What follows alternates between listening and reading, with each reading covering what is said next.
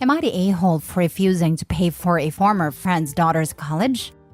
I'm male 37, had a friend Roy, male 37, when I was in high school. We were friends for years prior to graduating and remained friends some years after. I considered him my best friend. At one point he had a daughter May, and I became her godfather at his and his partner's request. At the time, I was still living with a bunch of friends from high school, one of which was my roommate Taylor and his brother Jordan. Roy split with his wife during this time, and since I was his closest friend, I convinced the other guys to let Roy move in. Jordan had never liked me from the get-go and attempted to drive wedges between my friends and I. He did this whenever I wasn't around, and I didn't realize how bad it had gotten until it was too late. He'd make shrewd comments about my girlfriend being out of my league and my career amongst other things. And a few people who remained my friends told me in more detail that he lied about me, like saying I had trashed the kitchen when it was really him. And despite them trying to defend me, their words fell on deaf ears. I wasn't aware, but apparently even Roy believed Jordan. Our lease was ending near this point, and Jordan, Taylor, and Roy had plotted behind my back to kick me out. We live in a 5-bedroom, and one of our roommates was leaving. But because of Jordan, many of my friends were uncomfortable moving in with me. So, they decided to kick me out to bring 2 new people in, informing me about a month before the lease ended. I was betrayed and hurt, most of all by Roy, the person I considered a brother. After I got kicked out, I struggled on my own for a while. I was 24 at the time, and I had a decent job, which is the only reason I made it on my own, even if it was just barely. That career set me up well for my future, to the point that I now live very comfortably to say the least. Flash forward about 6 years later, and Jordan drunkenly told Taylor and Roy that he had purposely gotten me kicked out, and that devolved into him spilling his guts about the situation. Turns out he was jealous of my girlfriend, who is now my wife, and how easy my life looked. Roy and the others attempted to reconcile, and though I tried, it never felt right. I made low contact. That brings us to now. May graduated, and they asked me to help pay for her college since I'm her godfather. I refused, based on the events of over 10 years ago now, and the fact that I hadn't been treated like her godfather in over a decade. He, his family, and my mother all seem to think I'm in the wrong, while my wife is annoyed they have the balls to ask. I genuinely don't feel like I am, but I'm sick of being pestered by so many. So Reddit, am I the a-hole for refusing to pay for college? Now for the top comments. Not the a-hole. Never heard of a godparent being asked to help pay for college, especially when they haven't been involved in a kid's life. Ignore them. Who came up with that? Someone who didn't save for their own kid's education. I'm with your wife here. They have a lot of nerve. Not the a-hole. She is absolutely fuming at this. She was with me through the whole experience, so she knows firsthand how much this hurt me when it happened. I didn't think I was the a-hole, but so many people are on me about it that I wasn't sure. Not the a-hole. Listen to your wife who has been by your side when your best friend who knew you better than anyone stabbed you in the back. Your ex-best friend's entitlement is astounding. So are you just supposed to forget all the hurt he has caused you? And the fact that due to his actions, you had no relationship with your godchild all those years and just quite happily hand over your money? Just no. And all those people saying you should pay, well, turn it around on them and ask them how much they are willing to pay.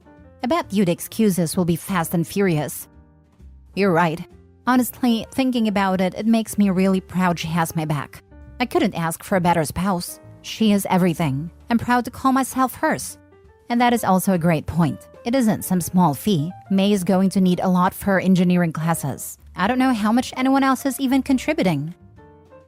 Next story. Am I the a-hole for kicking out my 22 female friend, 21 female, for demanding I pay rent for my apartment? My friend Dee and I have been living in the apartment my parents own for college. We split utility bills, while she also pays 300 euros for rent. It's 2 bedrooms, living room, kitchen, and a half bathrooms in a nice area. And 300 euros is not nearly how much rent for that place would cost under normal circumstances. Nevertheless, our parents are civil with each other, so the massive discount was agreed upon on the premise that we split utility. I don't pay rent as my parents own it, but work and spend my own money for daily needs and groceries. Dee doesn't either. Her parents pay everything. So for a year now, Dee has been inviting her college friend, who I'll call Amy, to study at our place. sometimes sleep over. Amy lives off campus, but in a really dodgy area with her older brother and his friend. More than a month ago, Dee asked if Amy can stay over for a week. I told her no problem because I had a vacation set for that time. When I got back 9 days later, she was still at our place. So I asked Dee when Amy was going home, as I had planned for my friend to come over for the weekend. She told me Amy got into a fight with her brother and didn't want to be there right now. I was annoyed, but I never found an issue with Amy, so I just asked she leave until the end of the week. She didn't. 3 weeks passed and bills came in, which were almost double of what they were previously. I sat down Dee, gave her a rundown of the bills, and she seemed surprised. She told me I'm not paying that much. I looked at her and made a joke. Yeah, you're not. Your dad is. Dee got angry and went into her room. I thought the joke didn't land well, so I knocked on her door to apologize. But I overheard Dee ranting how I don't pay for anything, so I wouldn't understand why her parents are mad. I entered the room, told Amy to pick up her stuff and leave. She seemed embarrassed, but 20 minutes later she left. I asked Dee what she meant by that, and she said, the bills are twice as much as last month's, and Dad is going insane over why he has to pay this much when you even had a guest over. I told her she's a hypocrite if she thinks my friend staying over for a weekend affected the bills nearly as much as Amy living here for a month. She told me I'm heartless for blaming Amy, who was having a hard time, for the increased bills, and screamed I should contribute more to them. Then she called her dad in the bathroom and demanded that I pay rent too, because it's unfair. I told her she's insane if she thinks I should pay rent in my own apartment, and that she has until the start of the semester to find another place and move out. Dee started crying and throwing some towels on the ground. She did move out a few days ago, and we haven't spoken since, but Amy texted me apologizing for burdening me. My parents told me it wasn't my decision to make, even though they agree. Now, I'm not sure if I was an a-hole for making her move out or for how I acted towards both her and Amy. Not the a-hole, it's just pure logic. People are too soft and illogical these days. If she feels so inclined to help someone out, then she should do so from her own pocket. Exactly. Help your friend all you want, but not on somebody else's dime. Yep, some people just don't get how they're forcing problems onto other people, and when confronted, want to say stuff about moral high ground. Sorry that sucks, but it literally has nothing to do with OP's life. I once had a roommate who would take in stray animals, then criticize me for not helping out. I'd say, you chose this charity, not me.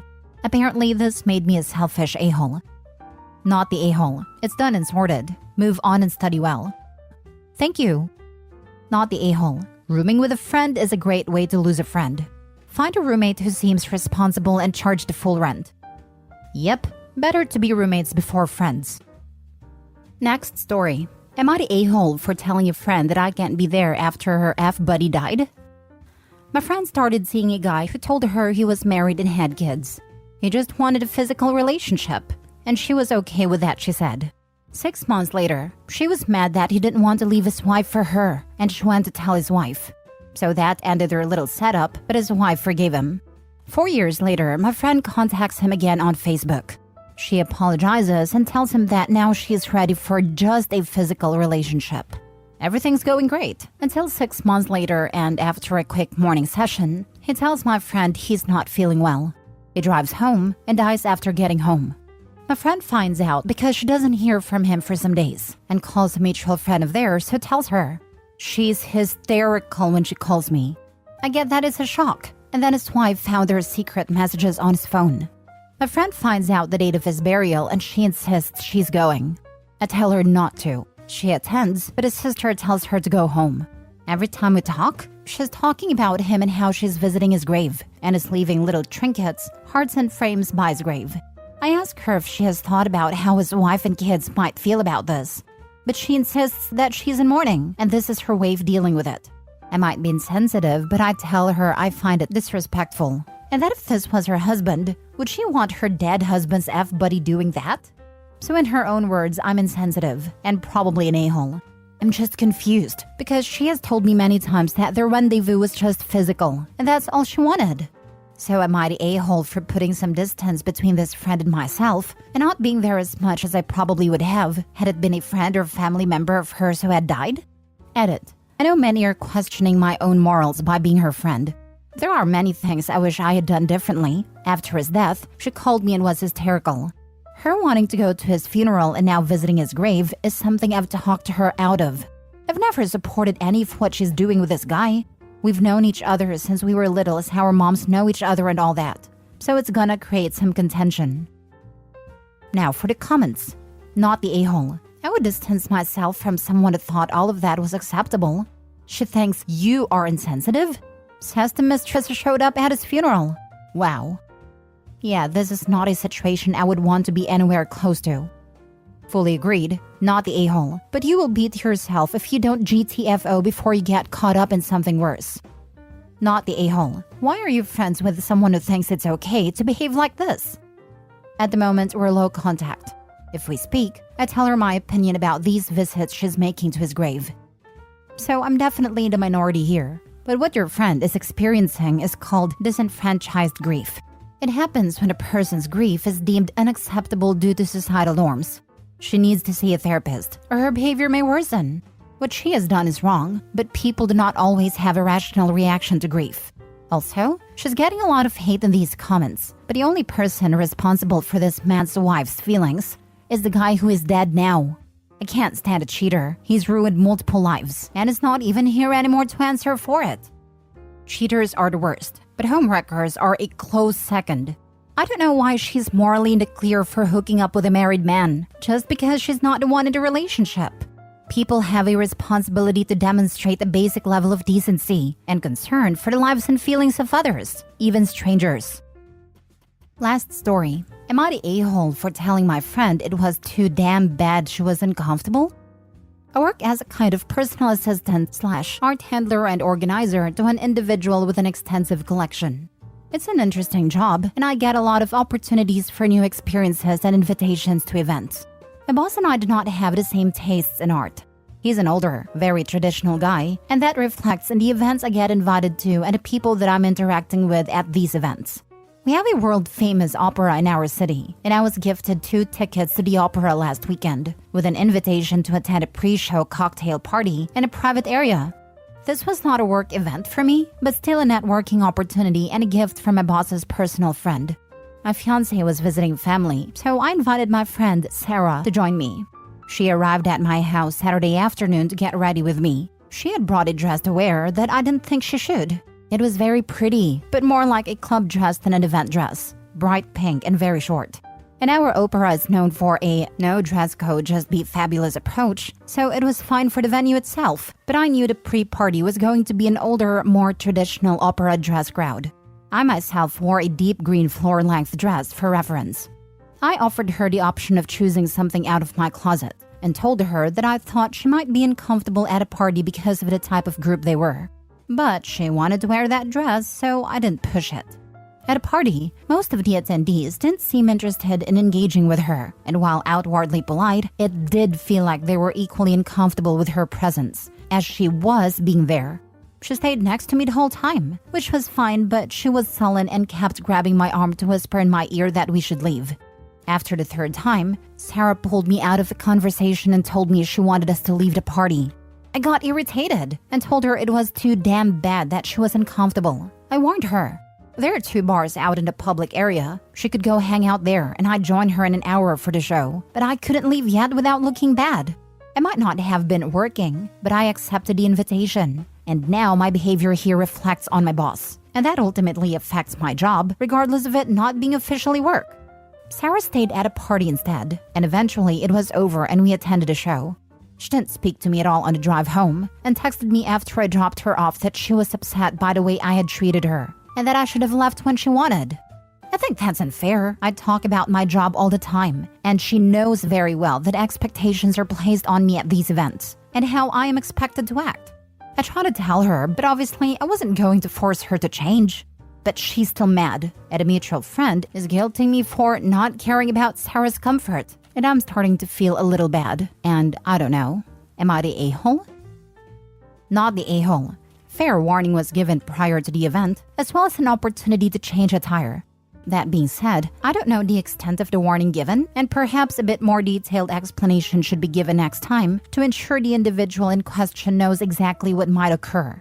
Sometimes communicating a warning doesn't match the level of internal concern due to not wanting to insult the person, resulting in them not thinking too much about it, and it may be possible that was the case.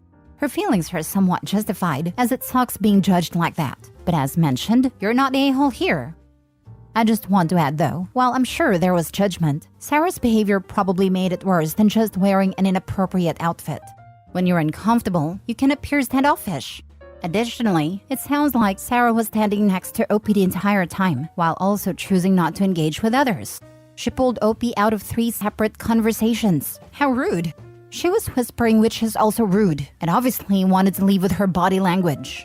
And she saw OP's formal floor-length dress, so that should have been enough of a clue. OP, in the future, make sure to only bring people who are comfortable holding their own. The seeing OP's formal-length dress is the big thing for me. I feel like if you're the +1 for an event, you should be matching the formality level as the one bringing you along. Especially if you're an outsider, you don't want to be standing out because of the clothes you wear. If anything, Sarah should have been coordinating with OP before even leaving her home to make sure her outfit would be appropriate. Not the a-hole. Sarah came as your guest to what she knew was a career-related function for you. She insisted on dressing inappropriately when advised against it, and her repeated demands that you leave because she was as uncomfortable as you told her she would be were immature and self-absorbed. And so was her refusal to retreat to an area where she might be more comfortable and let you finish working the room.